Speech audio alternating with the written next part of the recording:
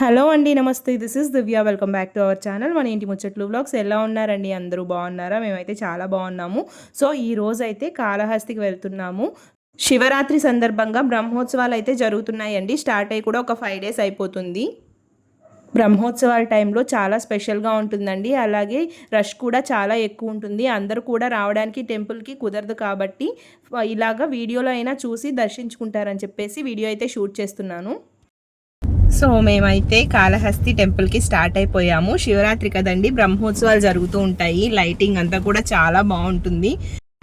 So 9 days బ్రహ్మోత్సవాలు జరుగుతాయండి. ఈ 9 డేస్ కూడా ప్రతిరోజు ఏదో ఒక ఉత్సవం అయితే ఉంటుంది. ఈరోజు ఏముంటుందో వెళ్ళి చూడాలి. శివరాత్రి రోజు చాలా రష్ ఎక్కువ ఉంటుంది. వెళ్తే దర్శనం అవడానికి చాలా టైం పడుతుంది కదా. సో అందుకని చెప్పేసి మేము బుధవారం శివరాత్రి అయితే సోమవారం కూడా శివుడికి ప్రత్యేకమే కదా అని చెప్పేసి మండే వెళ్తున్నాము. మా రిష్టమ్మ స్కూల్ నుంచి వచ్చిన తర్వాత మేము వెళ్తున్నాం అనమాట టెంపుల్కి. సో ఇప్పుడు కొంచెం లైటింగ్ ఉంది. టెంపుల్ దగ్గరికి వెళ్ళేసరికి చీకటి పడిపోతుంది కాబట్టి అప్పటికి లైటింగ్ అంతా వేసేస్తారు. మొత్తం స్ట్రీట్ అంతా కూడా లైటింగ్స్ వేసేస్తారండి. ఒక వీధంతా కూడా వెహికల్స్ రాకుండా ఆపేస్తారనమాట. ఎందుకంటే ఉత్సవాలు అవి జరుగుతూ ఉంటాయి కదా. మాడ వీధుల్లో దేవుడు ఊరేగింపులు అవన్నీ జరుగుతాయి కాబట్టి వెహికల్స్ అన్నీ కూడా అలా ఉండదు. ఇప్పుడు వెళ్తే మేము కూడా ఎక్కడి నుంచైనా నడిచి వెళ్ళాలో ఏంటో చూడాలి. చెప్పాను కదండి, సన్సెట్ అయిపోయింది, చీకటి పడిపోతూ ఉంది. మనం టెంపుల్ దగ్గరికి రీచ్ అయ్యేసరికి కాస్త వెలుతురు కూడా అయిపోతుంది అనమాట. చీకటిగా అయిపోతుంది. ఎంచక్కా లైటింగ్ అంతా చూడొచ్చు. కాళహస్తిలోకి ఎంటర్ అవ్వడానికి స్టార్టింగ్లో మనకి ఈ విధంగా భక్త కన్నప్ప శివుడితో అయితే ఉంటుందండి. అక్కడ కూడా లైటింగ్ వేశారు. ఇదే స్టార్టింగ్ పాయింట్ అనమాట. సో మనకి ఇక్కడ ఫోకస్ లైట్స్ కనిపిస్తున్నాయి కదా, అవి టెంపుల్ పైన నుంచి మనకి పడుతూ ఉన్నాయి. ఎంత దూరం పడుతున్నాయో చూడండి. టెంపుల్కి 4 సైడ్స్ 4 గోపురాలు ఉంటాయండి. సో అలాగే ఉత్సవం జరిగేటప్పుడు బ్రహ్మోత్సవాల టైంలో మనకి ఊరేగింపులు అవన్నీ కూడా ఈ 4 మాడవీధుల్లో తిరుగుతారు కదా. సో ఈ ప్లేసెస్లో మొత్తం లైటింగ్ వేసున్నారు.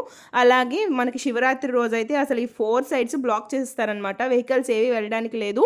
హైవే సైడ్ నుంచి వెళ్ళాలి. వీడియోలో కనిపించేదానికంటే కూడా బయట చాలా బాగుందండి చూడడానికి. లైటింగ్ మనకి ఫోకస్ లైట్స్ పడుతూ ఉన్నాయి కదా, అవి విజయగోపురం దగ్గర నుంచే పడుతున్నాయి అన్నమాట. సో శ్రీకృష్ణదేవరాయలు విజయానికి గుర్తుగా కట్టించిన ఈ విజయగోపురం దగ్గర నుంచి మనకి ఆ ఫోకస్ లైట్స్ అన్నీ పడుతూ ఉన్నాయి. సో దీనికి ఆపోజిట్లో ఉన్న గోపురం వచ్చేసి టెంపుల్కి బ్యాక్ సైడ్ అనమాట. ఫస్ట్ గోపురం అండి అది. మామూలుగా అయితే వెహికల్సే అలో చేయరండి, బట్ ఈసారి అలో చేశారు. ఈ గోపురం పక్కనే మనకి పార్కింగ్ ఉంది. అక్కడ పార్క్ చేసేసి మనం టెంపుల్లోకి వెళ్ళిపోవచ్చు. కాకపోతే ఇది బ్యాక్ సైడ్ ఉంటుందన్నమాట ఈ గోపురం టెంపుల్కి. ఒకసారి లైటింగ్ చూపిస్తాను, చూసేయండి. ఎంత దూరం వేస్తున్నారంటే లైటింగ్ 4 వీధులు మొత్తం లైటింగ్తో నింపేశారనమాట.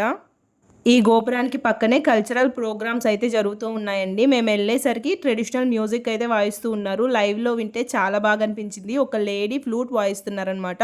చాలా బాగా అనిపించింది. మేమైతే కాసేపు ఉండేసి దర్శనానికి అయితే వెళ్ళాము. మేము ఎక్స్పెక్ట్ చేసినంత రష్ అయితే లేదు. అంటే దర్శనం దగ్గర లేదండి, ఊరేగింపుకి రెడీ చేస్తూ ఉంటే జనాలందరూ అక్కడే ఉన్నారు. దర్శనం అయితే చాలా ఫ్రీగా జరిగింది. ఇక్కడ చూసారా, శివపార్వతులు గోపురం మీద పడేలాగా ఫోకస్ లైట్స్ పెట్టి కింద దీపాలతో హారతిస్తున్నట్లుగా ఉంది. చూడడానికి చాలా బాగా అనిపించింది. ఆ పైన కనిపిస్తుంది కదండి, అదే భక్త కన్నప్ప టెంపుల్ అనమాట. మేమైతే ఈ సెకండ్ గోపురంలో నుంచి ఎంటర్ అయ్యామండి. మామూలుగా అయితే లోపలికి ఫోన్స్ అలో లేదండి టెంపుల్లోకి, వీడియో షూట్ చేయడానికి అంతా లేదనమాట. బట్ మేము వెళ్ళేసరికి ఫోన్ కౌంటర్లో ఎవరు లేరండి. కొంచెం లేట్ అయింది కదా, సో కాబట్టి ఫోన్ అయితే లోపలికి తీసుకెళ్ళాము. వెళ్ళిన తర్వాత కొంచెం ఫ్రీగానే ఉన్నింది. దర్శనం అంతా కూడా ఫాస్ట్గా అయిపోయిందనమాట. బయటకు రాగానే ఊరేగింపు కూడా స్టార్ట్ అయిపోయింది. ఫస్ట్ వినాయకుడు, సుబ్రహ్మణ్య స్వామి, శివపార్వతులు ఇంకా చాలామంది దేవుళ్ళని వరుసగా తీసుకొచ్చారు. అసలు చూడడానికైతే 2 కళ్ళు సరిపోలేదండి. ఎంత బాగుండిందంటే అంత బాగుండింది. చూస్తున్నారు కదా రష్ ఎలా ఉన్నారో. ఈ 9 డేస్ బ్రహ్మోత్సవాల టైంలో శివరాత్రి వరకు ప్రతిరోజు ఏదో ఒకటి జరుగుతుందండి. ఈరోజు ఊరేగింపు, నిన్న ధ్వజారోహణ జరిగిందంట. అలాగే తెప్పోత్సవం, ఇంకా కళ్యాణోత్సవం, అలాగే గిరి ప్రదక్షిణ, ఇవన్నీ ఇలా ఒక 9 డేస్ ఉంటాయన్నమాట. ప్రతిరోజు ఒక్కొక్క రోజు ఒక్కొక్క రకమైన ప్రోగ్రామ్ అయితే ఉంటుంది. శివపార్వతుల్ని చూడడానికి 2 కళ్ళు సరిపోలేదండి. ఈ దేవుళ్ళందరినీ తీసుకెళ్ళి ఆ మాడవీధుల్లో అంతా ఊరేగిస్తారు. టెంపుల్లో మాత్రం మనుషులే వాళ్ళ భుజాల మీద పెట్టుకొని ఊరేగింపుగా తీసుకొచ్చారండి దేవుళ్ళని. బయట 4 వీధుల్లో ఊరేగిస్తారని చెప్పాను కదండి, అక్కడ మాత్రం ఒక చిన్న రథం మీద పెట్టి దేవుళ్ళని ఊరేగించారండి. ఇదేనండి టెంపుల్ నుంచి బయటకు వెళ్ళే దారి. ఇక్కడ చాలా రష్ అయిపోయింది, తోసేసుకున్నారు జనాలు. దేవుడి ఊరేగింపుతో పాటు బయటకు వచ్చేసామండి. ఒకసారి పైకి చూడండి ఎంత చక్కగా ఉందో లైటింగ్ అయితే. అసలు ఈ లైటింగ్ అయితే మనం దీపస్తంభాల్లో దీపాలు వెలిగించినట్లే న్యాచురల్గా అరేంజ్ చేశారు. చూడడానికి 2 కళ్ళు సరిపోలేదండి. ఇక్కడి నుంచి కూడా మనకి భక్త కన్నప్ప టెంపుల్ పైన శివపార్వతులు కనిపిస్తారు.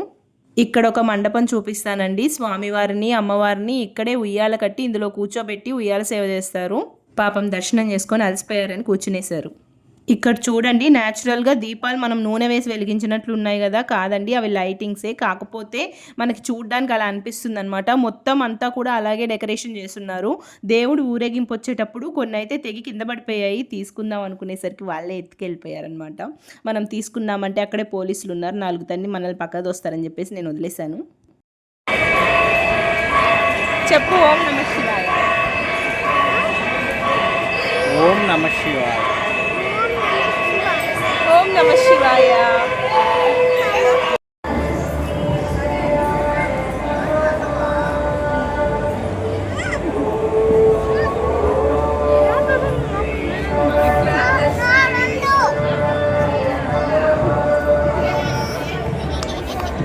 ఎవరబ్బా వీళ్ళు గుడి మెట్ల మీద ప్రసాదం కోసం కొట్టుకునే బ్యాచ్లా ఉన్నారనుకుంటున్నారా? ప్రసాదం పంచుతూ ఉన్నారండి. లడ్డు చాలా బాగుందన్నమాట. టేస్ట్ మనం కొనుక్కొని తింటే అంత బాగుండదు, కానీ ఎక్కడైనా ప్రసాదంగా కొంచెం పెట్టారంటే ఆ టేస్టే సూపర్గా ఉంటుంది కదా. సో నాది కూడా మరి ఇష్టమే లాక్కొని తినేసింది. దర్శనం చేసుకొని బయటకు వచ్చేసరికి ఇక్కడ డ్యాన్స్ ప్రోగ్రామ్ అయితే జరుగుతుందన్నమాట. అప్పుడే చాలామంది వస్తూ ఉన్నారు. దానికి ముందు స్టేజ్ మీద ఒక అమ్మాయి అయితే డ్యాన్స్ పర్ఫార్మెన్స్ ఇస్తూ ఉంది. చాలా బాగుంది చూడడానికి. ఇలా ఎవరైనా స్టేజ్ పర్ఫార్మెన్స్ ఇచ్చేటప్పుడు చూస్తే మనకు కూడా ఇలా ఏదైనా ఒక టాలెంట్ ఉంటే బాగుండు అనిపిస్తుంది. సో అట్లీస్ట్ ఇప్పుడు మనం నేర్చుకోలేకపోయినా మన పిల్లలకైనా నేర్పిస్తే వాళ్ళనైనా ఇలా స్టేజ్ మీద చూసుకొని హ్యాపీగా ఫీల్ అవుతాం అనిపిస్తుంది కదా.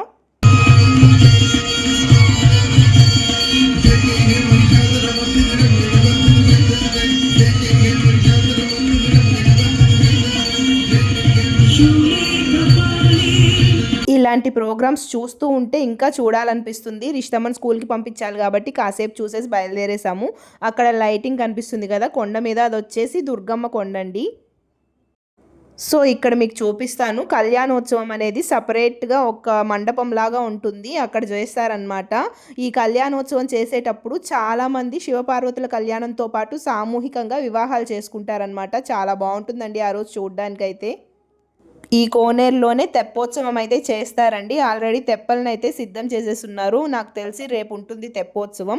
చూస్తున్నారు కదా, ఇక్కడ 2 తెప్పలు ఉన్నాయి. ఒకటేమో శివుడికి, ఇంకొకటి పార్వతికి. లైటింగ్స్ అంతా వేసి డెకరేషన్ చేసి తెప్పోత్సవం అయితే చేస్తారండి ఈ కోనేరులో. ఈ ఫుల్గా నిండిపోతారు జనాలు అయితే, అసలు ఖాళీయే ఉండదు ఆ రోజైతే. దర్శనం అయిపోయింది, బయటకు వచ్చేసామండి. సో బయలుదేరేసాము. చాలా బాగా జరిగిందనమాట దర్శనము. అంత రష్ కూడా ఏం లేదు, చాలా బాగా ఎక్కువసేపు చూశాను కూడా. సో వెంటనే మళ్ళీ ఊరేగింపు కూడా స్టార్ట్ అయిపోయిందనమాట. సో చాలా బాగా అనిపించిందండి. అసలు ఎప్పుడు నేను లైఫ్లో ఊరేగింపు అలా వరుసగా దేవుళ్ళు రావడం చూడలేదు. అలా చూడడం చాలా ఆనందంగా అనిపించింది. డైరెక్ట్గా చూస్తే ఇంకా బాగా అనిపించింది. సో ఐ హోప్ ఈ వీడియో మీకు కూడా నచ్చిందని అనుకుంటున్నాను. వీడియో నచ్చినట్లయితే లైక్ చేయండి, షేర్ చేయండి, అలాగే subscribe to our channel. Thank you so much for watching this video. Bye.